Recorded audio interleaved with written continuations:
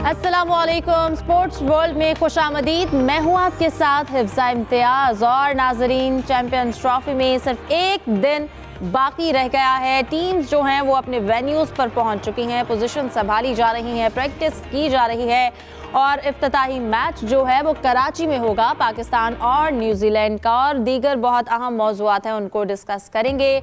मेरे साथ मौजूद होंगे प्रोग्राम में जाहिद मकसूद साहब, यूसुफ अंजुम और कराची से हमें ज्वाइन करेंगे सलीम खालिक साहब। तमाम को वेलकम करूंगी और उम्मीद करती हूँ आप लोग खैरियत से होंगे। सलीम खालिक साहब, आपसे आगाज करते हैं। बताइएगा, एक दिन बाकी रह गया और इफ्तिताही मैच भी कराची में खेला जाएगा, क्या एक्सपेक्टेशंस है? तैयारियां तो खूब हो रही हैं और प्लेयर्स दिन रात इस तरह से कभी लाइट में कभी दिन में प्रैक्टिस करते हैं वो। और आज हारिस की भी एक मीडिया टॉक थी जिसमें उन्होंने कहा कि मैं फिट हूँ, अभी टीम मैनेजमेंट पे है कि मुझे खिलाते हैं या नहीं खिलाते। एक अच्छी खबर है, लेकिन थोड़ा मोहम्मद आमिर ने कंफ्यूज कर दिया। उन्होंने कहा जो हारिस को इंजरी हुई है वो इतनी जल्दी ठीक हो नहीं सकती, 6 हफ्ते लगते हैं उसको। बहरहाल पाकिस्तान की टीम 2 मैच हार चुकी है न्यूजीलैंड से और अब होपफुली उम्मीद यही करनी चाहिए कि इस बार बेहतर खेल सामने आएगा, क्योंकि देखिए बड़ा इवेंट होता है ना, तो उसमें एक प्लेयर में एक नई जान भी भर जाती है और फिर वो कोशिश करते हैं कि अच्छे से अच्छा परफॉर्म करें। और यहाँ पर जाहिर है कि अपना ग्राउंड, अपना क्राउड, और क्राउड से याद आया टिकट से सारे फरोख्त। और अब देखेंगे इस बार ग्राउंड फुल होता है नहीं होता, क्योंकि हमने ट्रायंगल सीरीज में ये देखा कि टिकट सारे बिक जाते थे लेकिन ग्राउंड फिल नहीं होता था। होपफुली इस बार ऐसा होगा कि ग्राउंड पूरा भरा होगा। और आपने देख लिया ट्रायंगल सीरीज में पिच जो है किस तरह की है, बैटिंग के लिए साजगार। कुछ लोगों को मेरी तरह छुट्टी ना मिली और कुछ लोगों को मिल जाती है, फिर वो लोग जाके मैच देख लेते हैं। हो सकता है ये बात हो, लेकिन ये सेकंड इनिंग में लोग आ जाते हैं, सेकंड इनिंग में लोग आते हैं। लेकिन मैंने लाहौर में, मैंने पिछले शो में भी बोला था, देखा है कि वहां पर बड़ा जबरदस्त एक एटमॉस्फेयर होता है। और अब देखूंगा मैं कराची में इंशाल्लाह कैसा माहौल होता है, फिर आप लोगों को बताऊंगा। क्योंकि ट्रायंगुलर सीरीज में थोड़ी मायूसी हुई थी कि उस तरह का लग नहीं रहा था एटमॉस्फेयर। होपफुली अभी इधर जो है यहाँ पर उसी तरह का एक माहौल बना होगा, खूब लोग आएंगे और एंजॉय करेंगे। लेकिन उसके लिए जरूरी है हमारी टीम भी अच्छा परफॉर्म करे।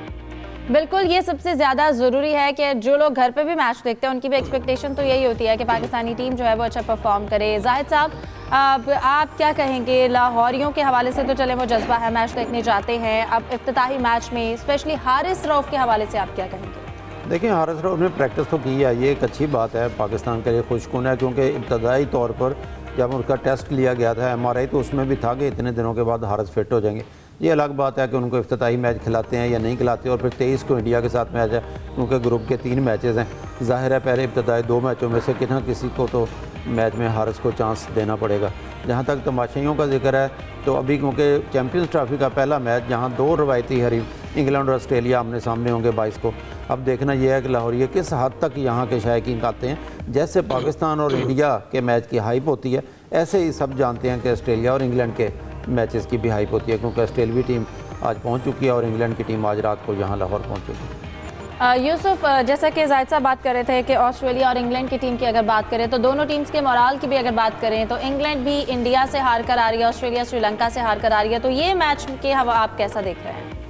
देखिए हिफ्ज़ा, जब दोनों टीमों का ऐलान किया गया था उस वक्त बड़ी उम्मीद थी कि ऑस्ट्रेलिया की टीम यकीनी तौर पर आगे काफ़ी हद तक जाएगी। लेकिन जब से उनको वो ये पता चला कि 5 खिलाड़ी उनके नहीं है, इस टीम का हिस्सा नहीं है, तो उसके बाद उनकी जो पोजीशन है, जो कम्बिनेशन है, वो थोड़ा डिस्टर्ब ज़रूर हुआ है। इंग्लैंड की टीम भी खासी मजबूत समझी जा रही थी, लेकिन जो कि इंडिया के खिलाफ वो हार चुकी है, तो उससे जो यकीन तौर पर जो उनका मोराल है वो काफ़ी डाउन हुआ होगा। ऑस्ट्रेलियावी टीम आज पहुँची है 2 हिस्सों में, 2 मराहल में। उनके जो खिलाड़ी पहले कोचिंग स्टाफ आया था 14 रुकनी, उसके बाद 17 रुकनी जो खिलाड़ी थे वो यहाँ पर पहुँचे हैं। तो आज उनका रेस्ट डे है और कल से वो कज़ावी स्टेडियम इंट्रा स्क्वाड मैच खेलेंगे, प्रैक्टिस भी करेंगे। लेकिन वो मीडिया के लिए उसमें कवरेज की इजाज़त नहीं है। मीडिया के लिए जो ओपन सेशन है वो सिर्फ 19, 20 और 21 तारीख को रखा गया है।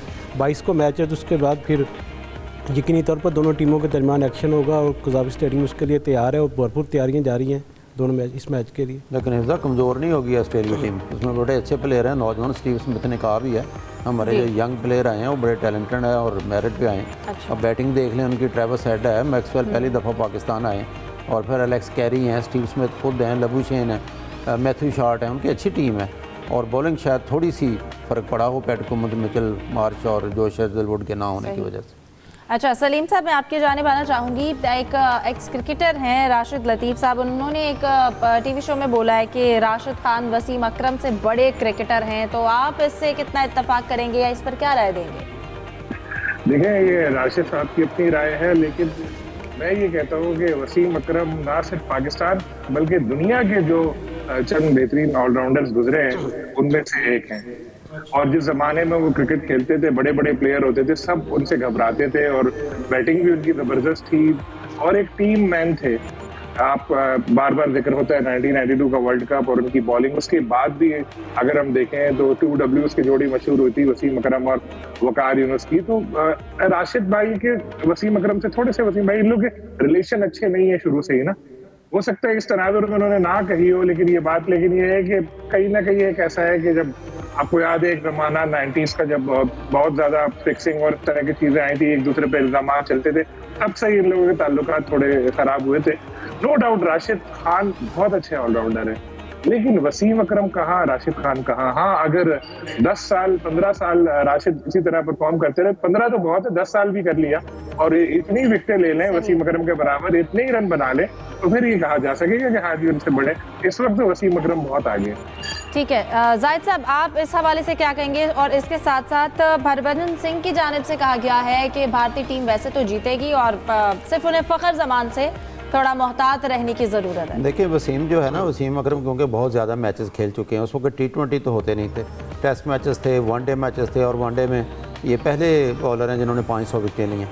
और यहाँ मैं ये भी जिक्र करूँ, ज़हीर खान जो फास्ट बॉलर हैं भारत के, उन्होंने एक इंटरव्यू में अपने 5 जो बेस्ट बॉलर्स हैं उनका नाम लिया है, जिसमें वसीम अकरम और वकार यूनुस भी शामिल हैं। बाकी उन्होंने मैकग्रा को पसंद किया है, डेल स्टेन को पसंद किया है और चमिंदा वास को श्रीलंका। अजीब बिल्कुल इत्तफाक कहना चाहिए, उसमें उन्होंने बुमराह को शामिल नहीं किया।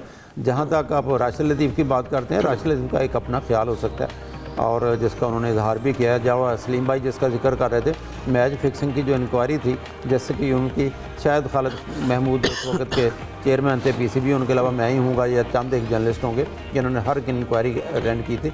मेरा ख्याल है इस रेफरेंस में शायद राशिद ने बात नहीं की, क्योंकि राशिद खान के बारे में जो उन्होंने कहा, क्योंकि अभी उभरते हुए खिलाड़ी हैं, अफ़गानिस्तान की सूरत हाल भी ऐसी नहीं है क्योंकि बाहर ज़्यादातर खेलते रहे राशिद, और साथ उन्होंने मशवरा भी दिया कि राशिद को चाहिए ज़्यादा से ज़्यादा टेस्ट मैचेस खेले।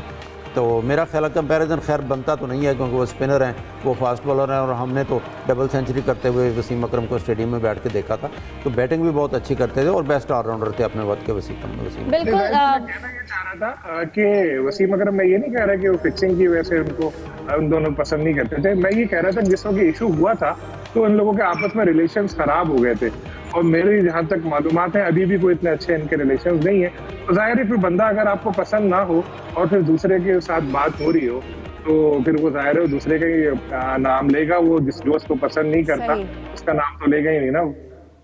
बिल्कुल, सबकी अपनी राय है, और जैसे कि आजकल हैपनिंग भी हो रही है तो सब अपनी कह लें कि अपनी अपनी बात सामने रख रहे हैं, और इसके साथ साथ एक्साइटमेंट भी है। यूसुफ साहब, कल भी जो लाहौर में तकरीब हुई दीवाने आम में बहुत अच्छी रही, लेकिन हमने कहीं ना कहीं आतिफ असलम की कमी को महसूस की, तो आप इस हवाले से क्या कहेंगे? हिफ्जा आतिफ असलम यकीनी तौर पर हम सब के पसंदीदा सिंगर हैं और सबको इंतजार अच्छा, वही वाली बात जो हम प्रोग्राम से पहले जिक्र कर रहे थे, पूरा सच बताना आपने। पूरा सच भी बताऊंगा। कल चांस था कि आपको वहाँ तकरीब का हिस्सा बनाया जाता, लेकिन आप चूंकि ड्यूटी पर थी तो इसलिए आपको इन्वाइट नहीं किया जा सका, वरना सर आपने मुझे वैसे भी नहीं किया, ये तो आप रहने दें, मैं नहीं भूलूंगी। चलिए ठीक है। अच्छा, आधा सच ये है कि आतिफ असलम वहाँ परफॉर्म नहीं किया, सबको इंतज़ार था कि परफॉर्म करना चाहिए था उनको, और पूरा सच ये है कि तकरीब बहुत अच्छी थी। रेड कारपेट बिछाया गया था हजूरी बाग में, दीवाने आम में ये तकरीब रखी गई थी। शानदार इंतजाम थे जिस तरह के होने चाहिए मेगा इवेंट के हवाले से। इसमें जितने भी हमारे 2017 के जो टीम अरकान थे जिन्होंने चैम्पियन ट्रॉफी जीती थी, उसके वो अरकान को मदऊ किया गया था। सब क्रिकेटर्स भी थे, PCB के सब चेयरमैन भी थे। जो एम्बेसडर्स हैं ICC चैम्पियन ट्रॉफी के, जेपी डोमनी, टम सऊदी और सरफराज अहमद, ये भी वहाँ पर थे, उनसे बातें भी वहाँ पर हुई काफ़ी सारी। और जहाँ तक आपने जिक्र किया आतिफ असलम का, तो आतिफ असलम वहाँ आए थे। अच्छा, हाँ, पूरा सच ये है कि तकरीब का जो टाइम था वो 6 बजे का था। रेड कारपेट के लिए तकरीब में शुरू होना था 7 बजे। आतिफ असलम आए, अपनी गाड़ी में बैठे रहे, 20 मिनट तक उन्होंने इंतज़ार किया, तकरीब किसी वजह से शुरू नहीं हो सकी, जिसके बाद उनकी मुख्तलिफ और कमिटमेंट थी। उसके बाद वो चले गए, गाड़ी में बैठ के वहाँ से चल, उन्होंने बताया कि जी मैं जा रहा हूँ। तो जो उनको टाइम दिया कि उस वक्त तक उन्होंने पूरा इंतज़ार किया, उसके बाद इतनी तो उनकी मसरूफियत और भी थी, इसके बाद वो चले गए। लेकिन वहाँ पर परफॉर्मेंस वगैरह काफ़ी हुई थी और आखिर में जो फायर वर्क्स हुआ वो हिफ्ज़ा आपने बहुत मिस किया। काश आप वहाँ होती तो आप उस तकरीब को बहुत ज़्यादा एंजॉय करती और वो यादगार एक लम्हात थे। हसन अली ने ठुमका भी लगाया वहाँ पे गानों हाँ, हसन अली के डांस के चर्चे में जाते रहे, उसके बड़े चर्चे हैं। हसन आपको पता जब खेलते थे तब भी ग्राउंड में मतलब तवज्जो का मरकज़ हसन ही होते थे। कभी कभी वो जो मैट बिछा होता है बारिश के दौरान उस पर स्लिपियाँ मार रहे होते हैं, कभी कभी किसी फुटपाथ पे जाते हुए डांस शुरू कर देते थे। तो रौनकी आदमी और हिफ्ज़ा खाने का भी बहुत अच्छा इंतज़ाम था, तकरीबन दुनिया की तमाम डिशेज़ वहाँ पर थी, इंतज़ाम बहुत अच्छा था।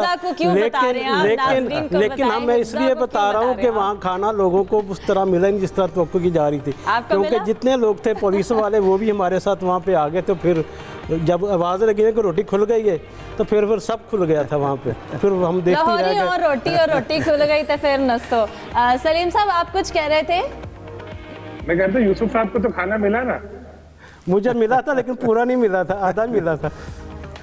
अच्छा, ये आतिफ असलम को क्या पेमेंट भी आधी मिली थी कि वो चले गए? अगर पेमेंट पूरी मिली थी फिर तो ऐसी इससे बड़ी क्या कमिटमेंट उनकी हो सकती थी कि पाकिस्तान का इतना बड़ा फंक्शन हो रहा है जिसमें उनको मौका मिला। इससे अच्छा तो अपने अली जफर को बुला लेते जो हमेशा क्रिकेट के लिए आ जाते हैं, या जो हर PSL में गाना गा रही होती है खातून आयमा बेग, उनको बुला लेते। आए थे देखिए पहले आतिफ असलम साहब आए थे, उन्होंने इंतजार किया, फिर 20-25 मिनट बाद वो चले गए थे। की पाबंदी का सामना करते हुए उनके बारे में यह था कि उनकी दिग्गर मसरूफियात है, वहाँ पर उनको जाना था इसलिए वो निकल गए थे। PCB ने कहा जी वो परफॉर्मेंस फिर कभी करवा लेंगे। खैर हमारा ये टॉपिक जो है वो थोड़ा सा लंबा हो गया है, लेकिन आप जो भी कह लें यूसुफ साहब, अगर आप मुझे जो चीज़ें बताएंगे तो मुझे जेलसी इस पे होगी कि आप हमें नहीं लेकर गए, तो ये गुस्सा आप पर उतरेगा। डिस्कशन को कंटिन्यू करेंगे एक ब्रेक के बाद, हमारे साथ रहिए।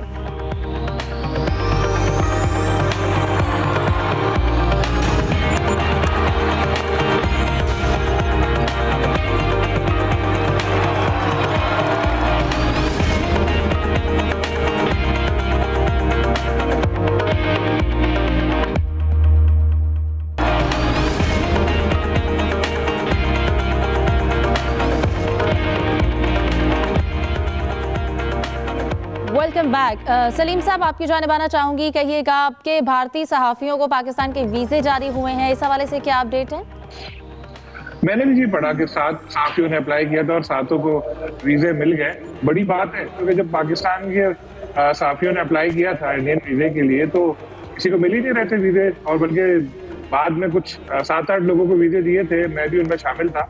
तो वो भी बहुत ही ज्यादा इस तरह जाहिर कर रहे थे जैसे पता नहीं क्या उन्होंने तीर मार लिया, बड़ा एहसान कर दिया। लेकिन पाकिस्तान ने ऐसा कुछ नहीं किया, जिसने अप्लाई किया सबको उन्होंने वीजे दे दी। बिल्कुल, हमने तो हमेशा से उनको वेलकम किया है। यूसुफ साहब आप इस हवाले से क्या ऐड करेंगे? हिफ्ज़ा, पाकिस्तान क्रिकेट बोर्ड और पाकिस्तान की हुकूमत हमेशा वेलकम उन्हें करती है, जितने भी वहाँ से लोग आते हैं। अभी अब देखें कि हज़ारों की तादाद में सिख यात्री भी पाकिस्तान आते हैं विजिट करने, उनको वीज़े दिए जाते हैं। लेकिन इंडिया की जानिब से हमेशा इसके बरक्स किया जाता है। मुझे याद है कि सलीम साहब को भी याद होगा कि 2023 में जब वर्ल्ड कप हुआ तो 45 पाकिस्तानियों ने वहाँ एक्रीडिटेशन हुई थी मीडिया की, और उसमें से सिर्फ उन्होंने 8 जो इंडियन पाकिस्तानी जर्नलिस्ट उनको वीज़े जारी किए थे। और इससे आप अंदाज़ा लगा लें कि उनका पाकिस्तानी मीडिया के साथ और पाकिस्तान के ओवरऑल मजमूई अवाम के साथ कैसा रवैया होता है। इसके बावजूद पाकिस्तान ने दिल बड़ा किया, जितने भी वहाँ से जर्नलिस्ट ने वीज़े अप्लाई किए सबको वीज़े जारी हो गए और सब वो हम तो इससे पहले भी उनके कैप्टन को सबको बुलाना चाह रहे थे। खैर वो अब एक लंबी डिबेट है, हमने पहले भी की। लेकिन और इसमें यह है कि ICC के जो मीडिया डायरेक्टर है राज, वो इंडियन है, और हैरानकुन बात है कि वो इतना बड़ा इवेंट इंडिया पाकिस्तान में हो रहा है और सारे मैच भी सबसे ज़्यादा यहाँ पर है, लेकिन वो भी नहीं आ रहे। इससे आप अंदाज़ा लगा लें कि इंडिया और पाकिस्तान के हवाले से कितना वो सोच रखते हैं, चाहे वो किस स्टेज पर पहुंच जाए, लेकिन इनसे वो इंडिया के हवाले से और पाकिस्तान के हवाले से हमने हमेशा वेलकम ही किया है। अच्छा जाहिद साहब, अगर क्रिकेट के साथ साथ जी ICC की दूसरी खातून जो है मीडिया की, वो आई ना यूसुफ साहब, कराची आपके पास भी आएंगी। वो राज उधर का देख रहे हैं मामला अभी ना।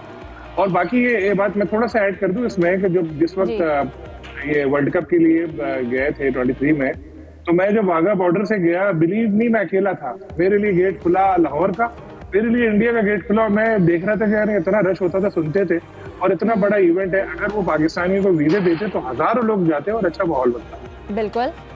हम भी जाते और हम उन्हें भी वेलकम कर रहे थे। अच्छा जाहिद साहब, अगर हम क्रिकेट के साथ साथ थोड़ा हॉकी की अगर बात कर ली जाए तो हॉकी में डच और जर्मन क्लब जो हैं उनके जो मैचेस हुए हैं, इसके साथ साथ स्पेशल बच्चे जो हैं उनमें भी हॉकीज तकसीम की गई हैं, तो ये एक बड़ा अच्छा जेस्चर है। आप क्या देखें इफ्ता, क्योंकि डच और जर्मन हॉकी क्लब यहाँ पे आए, यूसुफ अंजुम साहब ने तो कवर भी किया, बहुत इन्वॉल्व रहे वहाँ पे, उन्होंने यहाँ पे मैचेस खेले। पंजाब पुलिस ने उनकी आओ वक्त भी बड़ी की, सिक्योरिटी बहुत अच्छी थी। ख़ास तौर पर स्पेशल बच्चों के साथ उनकी एक नशस्त रखी गई जिसमें उन्होंने हॉकी भी खेली, हॉकी स्टिक्स तकसीम भी किया उन्होंने। इसके बाद फिर इस्लामाबाद चले गए और यहाँ पर ख़ास तौर पर जिक्र करना चाहूँगा कि पीसीबी ने ख़ास तौर पर जो है मोहसिन नकवी साहब ने उनके लिए डिनर का भी एहतमाम किया। तो अभी यूसुफ साहब बताएंगे थोड़ी डिटेल, मुझे पहले बता रहे थे कि इसके बाद बाकी टीमों के लिए भी दरवाजे खोल रहे हैं और इंटरनेशनल टीमों का आने का भी सिलसिला शुरू हो जाएगा। देखें हिफ्जा, जब मोहसिन नकवी साहब से इस हवाले से बात हुई तो उनका ये कहना था कि मेरे लिए क्रिकेट और हॉकी दोनों बराबर हैं, जो भी पाकिस्तान का खेल है मैं उसकी दिल एहतराम से इज्जत करता हूँ, उसकी सपोर्ट के लिए अपना भरपूर किरदार अदा करूँगा। उन्होंने डिनर भी दिया पाकिस्तान टीम के एजाज़ में, अंदरून लाहौर की सैर भी करवाई उन्होंने दोनों टीमों को, और अब इससे यकीनी तौर पर पाकिस्तान का एक मुस्बत इमेज जाएगा कि सारे लोग इकट्ठे हैं, कोई अलग अलग नहीं है। तो अब अगले मरले में 4 मार्च से जो जर्मनी की नेशनल टीम है, जूनियर टीम जिसने वर्ल्ड कप खेलना है इस साल, वो पाकिस्तान के दौरे पर आ रही है। पाकिस्तान के साथ यहाँ पे सीरीज़ भी खेलेगी। इतनी तौर पर क्रिकेट के साथ साथ जब मैदान आबाद हैं तो इंटरनेशनल हॉकी के मैदान भी पाकिस्तान का आबाद होना शुरू हो गया। बिल्कुल, और इंटरनेशनल हॉकी टीम्स की आमद का सिलसिला जो है वो रुकना नहीं चाहिए और दीगर खेल भी जो हैं वो पाकिस्तान में आने चाहिए। यहाँ के जो लोग हैं वो देखना चाहते हैं, इंजॉय करना चाहते हैं।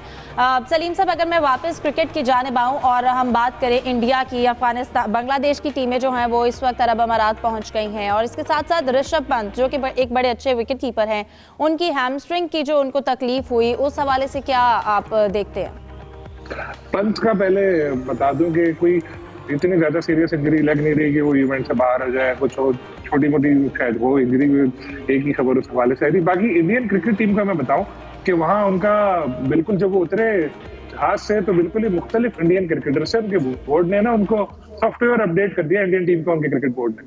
सारे प्लेयर जो पहले आते थे कि एक साथ में ये मेकअप या हेयर ड्रेसर साथ है, एक कुक साथ है, मुख्तलिफ अपना स्टाफ लेकर चलते थे। कोई कहता था मैं बस में नहीं जाऊंगा, अपनी गाड़ी में जाऊंगा, सबको सीधा कर दिया उन्होंने।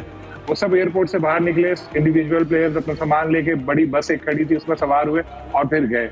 तो ये तो एक अच्छी चीज है, वरना आपने देखा होगा इंडियन टीम के प्लेयर्स के जो नखरे थे कितने होते थे। बाकी जो वहाँ पिचेस बनी है दुबई में, तो ना 2 नई पिचेस बनाई गई हैं वहाँ पर, जहाँ पर इंडियन टीम अपने मैचेस खेलेगी, और बाकी IL T20 में यूज हुआ था, ये उस तरह की दूसरी पिचेस है। तो इंडिया को बहुत बड़ा एडवांटेज ये है कि वो एक ही जगह पे उसको मैचेस खेलने, कंडीशन से सब आगे पहले जाके वहां हो जाएंगे, पिच का भी उनका आइडिया हो जाएगा, और ये एक इंडिया को बड़ा एडवांटेज जो है दिया गया है यहाँ पर। और लेकिन अब देखते हैं कि मैदान पे उनकी परफॉर्मेंस कैसी रहती है। बिल्कुल, यही देखना होगा कि मैदान में दोनों की परफॉर्मेंस जो है वो कैसी होगी। जाहिद साहब, बांग्लादेश और इंडिया की टीम के हवाले से आप क्या बताएंगे? देखें, जो सलीम भाई बता रहे थे, इंडियन मीडिया के मुताबिक एक वाहिद प्लेयर के राहुल थे जो अलग गाड़ी पे गए हैं और इस पे तनकीद भी की जा रही है। और बाज़ इंडियन ज़राए ये बताते हैं कि अगर कारा और जो उनके चीफ सेलेक्टर हैं उनकी और गौतम गंभीर की, इससे पहले टीम सिलेक्शन पे भी उनकी आपस में इख्तलाफात थे और फिर इस पर भी हैरत ज़दा हो गया कि पूरी टीम जो है एक बस में जा रही है, जबकि एक प्लेयर जो है के राहुल उस पर आ रहे हैं। क्योंकि अगर ऋषभ पंत की हैमस्ट्रिंग इंजरी जो है, जो बता रहे हैं कि इतनी ज़्यादा नहीं है, तो अगर उनको कोई तकलीफ भी होती है तो के राहुल उनके पास मुतबादिल विकेट के ऊपर मौजूद है। और इस वक्त जैसा आपने शुरू में भी जिक्र किया था कि हरभजन सिंह ने अपने जो है यूट्यूब चैनल में ये कहा है कि पाकिस्तान के एक ही प्लेयर से इंडियन टीम को मोहतात रहना चाहिए और वो है फ़खर जमा, क्योंकि ज़ाहिर है ये वही फ़खर जमा है जो उन्होंने पहले 2017 के चैम्पियन ट्रॉफी के फाइनल में सेंचुरी स्कोर की थी और इसके बाद भी आजकल भी फ़खर जमा भरपूर फॉर्म में है। तो इसलिए इंडियन टीम को मोहतात रहने का मशवरा दिया है हरभजन सिंह से भी मोहतात रहना चाहिए। उससे हमें मोहतात रहना चाहिए।